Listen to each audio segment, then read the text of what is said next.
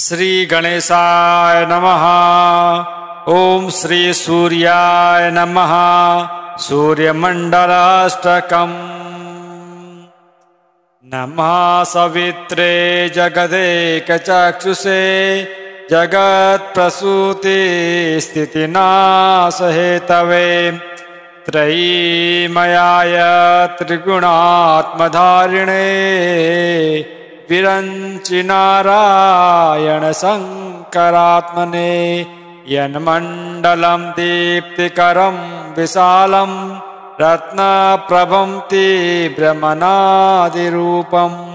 दारिद्र्यदुःखक्षयकारणं च पुनातु मां तत्सवितुर्वरेण्यं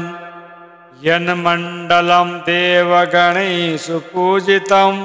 विप्रस्तुतिं भावमुक्तिकोविदं तं देवदेवं प्रणमामि सूर्यं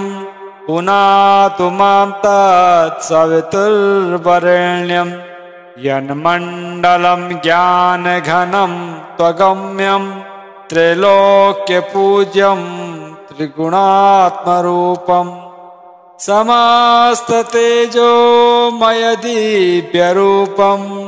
पुनातु मां तत्सवितुर्वरेण्यं यन्मण्डलं गूढमते प्रबोधं धर्मस्य वृद्धिं कुरुते जनानां यत्सर्वपापक्षयकारणं च पुनातु मां तत्सवितुर्वरेण्यं यन्मण्डलं व्याधिविनाशदक्षं यदृग्यजुषामसुखं प्रगीतं प्रकाशितं येन च भूर्भुवस्वः पुनातु मां तत्सवितुर्वरेण्यं यन्मण्डलं वेदविदो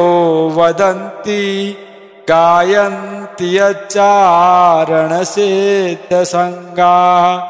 यद्योगितो योगजुषां च सङ्घाः पुनातु मां तत्सवितुर्वरेण्यं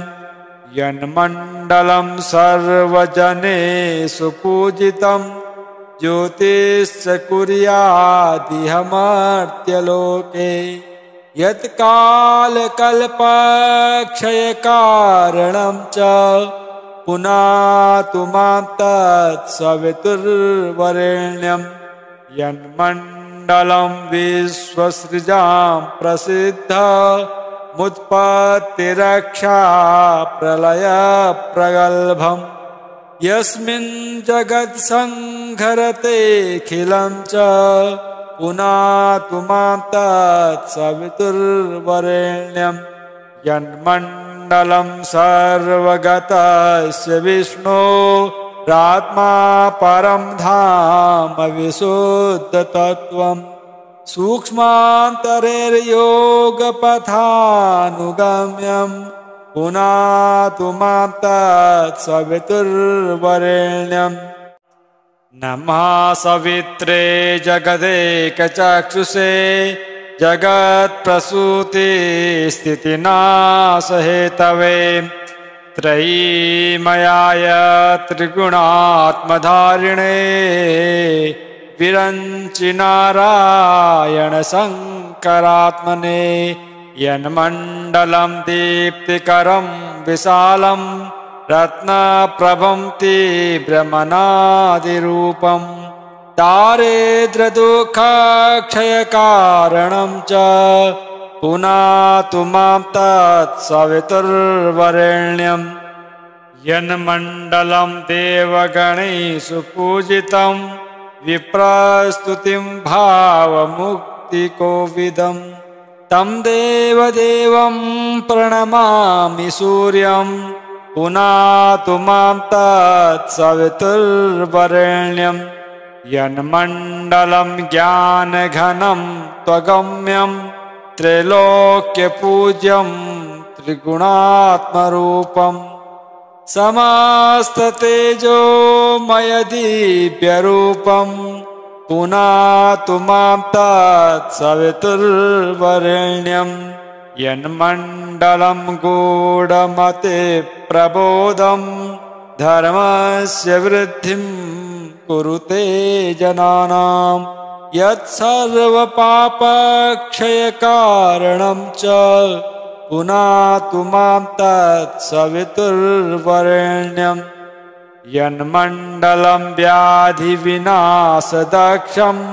यदृग्यजुषामसुषं प्रगीतं प्रकाशितं येन च भूर्भुवस्वः पुनातु मां तत्सवितुर्वरेण्यं यन्मण्डलं वेदविदो वदन्ति गायन्ति यच्चारणसिद्धसङ्गाः यद्योगितो योगजुषां च सङ्घाः पुनातु मां तत्सवितुर्वरेण्यं यन्मण्डलं सर्वजनेषु पूजितं ज्योतिश्च कुर्यादिहमर्त्यलोके यत्कालकल्पक्षयकारणं च पुनातु मां तत्सवितुर्वरेण्यं यन्मण्डलं विश्वसृजां प्रसिद्धमुत्पत्तिरक्षा प्रलयप्रगल्भं यस्मिन् जगत्संहरतेऽखिलं च पुनातु मां तत्सवितुर्वरेण्यं यन्मण्डलं सर्वगतस्य विष्णोरात्मा परं धाम विशुद्धतत्त्वं सूक्ष्मान्तरैर्योगपथानुगम्यं पुनातु मां तत्सवितुर्वरेण्यं नमः सवित्रे जगदेकचक्षुषे जगत्प्रसूतिस्थितिनाशहेतवे त्रयीमयाय त्रिगुणात्मधारिणे विरञ्चि नारायणशङ्करात्मने यन्मण्डलं दीप्तिकरं विशालं रत्नप्रभं तीव्रमनादिरूपं दारिद्र्यदुःखक्षयकारणं च पुनातु मां तत्सवितुर्वरेण्यं यन्मण्डलं देवगणैः पूजितं विप्रस्तुतिं भावमुक्तिकोविदं तं देवदेवं प्रणमामि सूर्यं पुनातु मां तत्सवितुर्वरेण्यं यन्मण्डलं ज्ञानघनं त्वगम्यं त्रैलोक्यपूज्यं त्रिगुणात्मरूपं समस्ततेजोमयदिव्यरूपं पुनातु मां तत्सवितुर्वरेण्यं यन्मण्डलं गूढमते प्रबोधं धर्मस्य वृद्धिं कुरुते जनानां यत्सर्वपापक्षयकारणं च पुनातु मां तत्सवितुर्वरेण्यं यन्मण्डलं व्याधिविनाशदक्षं यदृग्यजुषामसुषं प्रगीतं प्रकाशितं येन च भूर्भुवस्वः पुनातु मां तत्सवितुर्वरेण्यं यन्मण्डलं वेदविदो वदन्ति गायन्ति यच्चारणसिद्धसङ्गाः यद्योगितो योगजुषां च सङ्घाः पुनातु मां तत्सवितुर्वरेण्यं यन्मण्डलं सर्वजनेषु पूजितं ज्योतिश्च कुर्यादिहमर्त्यलोके यत्कालकल्पक्षयकारणं च पुनातु मां तत्सवितुर्वरेण्यं यन्मण्डलं विश्वसृजां प्रसिद्धमुत्पत्तिरक्षा प्रलयप्रगल्भम्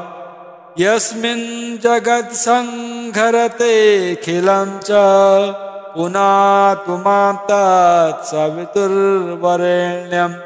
यन्मण्डलं सर्वगतस्य विष्णोरात्मा परं धाम विशुद्धतत्त्वं सूक्ष्मान्तरैर्योगपथानुगम्यं पुनातु मां तत्सवितुर्वरेण्यम्